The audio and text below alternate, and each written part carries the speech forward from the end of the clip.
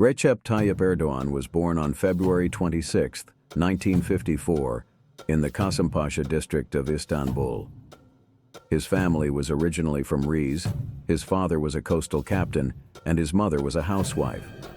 In 1965, he enrolled in Istanbul Imam Hatip High School as a free boarder. Erdoğan became interested in politics at a young age and took his first steps in this field by joining the National Union of Turkish Students. He was also known for his interest in sports and played soccer. He was nicknamed Imam Beckenbauer because his style of play was similar to the famous German soccer player Franz Beckenbauer. He played football for Kami Alt and IETT clubs, but his father did not allow him to play professional football, so he took a different direction in his career. In 1974, he enrolled in Aksaray School of Economics and Commercial Sciences. He entered politics in the youth branches of the National Salvation Party, led by Necmettin Erbakan. In 1976, he became the president of Beyoğlu Youth Branch and rose rapidly, serving as the president of Istanbul Youth Branch until the September 12th coup d'etat. After the coup, he went to military service and worked as a consultant and manager in the private sector for a while. In 1983, he returned to politics with the Welfare Party. In 1985, he was elected as Istanbul provincial chairman and a member of the MKYK. In the 1987 general elections, he ran for parliamentary candidate for the first time, but could not be elected. In the 1989 local elections, despite the objections of the Welfare Party headquarters, he ran for mayor of Beyoğlu, but failed to win. In the 1991 general elections, he was again nominated and elected as a parliamentary candidate, but due to the preferential voting system, his parliamentary seat was vacated 11 days later. The real turning point for Erdoğan was the 1994 local elections. Making good use of the opportunity created by the split of leftist parties, Erdoğan was elected mayor of Istanbul with 25.19% of the vote. His 4.5-year mayoralty ended on December 12, 1997, when he was convicted for a poem he read in a speech in Siirt. He was imprisoned on March 26, 1999, for reciting the lines, "Mosques are our barracks, minarets are our bayonets," and was imprisoned for 4 months. During this period, the Welfare Party was shut down and the Virtue Party was founded, but the divide between innovators and traditionalists deepened. In 2001, when the Virtue Party was also dissolved, Erdoğan and his team parted ways completely and founded the Justice and Development Party on August 14, 2001. He defined his party's ideological position as conservative Democrat. In the 2002 general elections, the AK party won 34.2% of the vote and came to power alone.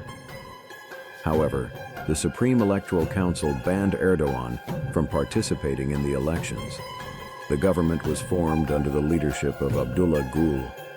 With the support of the CHP, a constitutional amendment removed the obstacle to Erdoğan's election. With the renewal of elections in Siirt, Erdoğan was elected as an MP on March 9, 2003, and became the Prime Minister of the 59th government. In his first term in power, Erdoğan prioritized the economy. He continued Kemal Dervish's reforms and embraced the EU accession process. However, the secularism debate and military tutelage issues were constantly on the agenda. In the 2007 elections, the AK party increased its vote share to 47% and entered its second term. During this period, the fight against military tutelage gained momentum with the Ergenekon and Sledgehammer trials. In the 2011 elections, the AK party won 49.8% of the vote and came to power for the third time. During this period, discussions on the presidential system began. In 2013, the Gezi Park protests increased criticism of Erdoğan's authoritarianism. In the same year, the December 17th to 25th corruption operations and the conflict between the AK party and the Fethullah Gülen sect deepened. Erdoğan described the process as a fight against the parallel state and replaced many members of the police and judiciary.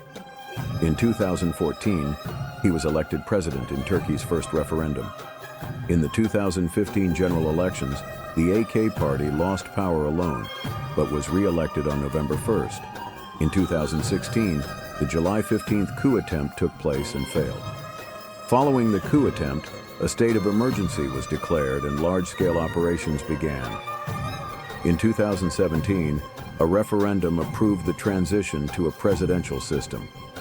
In the 2018 elections, Erdogan became the first president of the presidential system with 52.6% of the vote.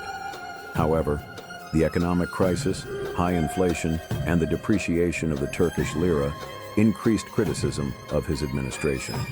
In the 2019 local elections, the AK party lost metropolitan cities such as Istanbul and Ankara.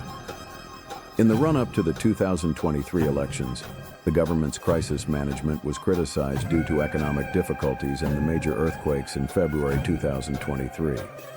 Erdogan's 21-year rule is one of the longest in Turkish political history. While his supporters see him as one of Turkey's most powerful leaders, his critics argue that he has established an overly centralized and authoritarian rule. The 2023 elections will be a decisive turning point for Erdogan's political future. In the 2023 elections, he again emerged as the first party and was re-elected as president.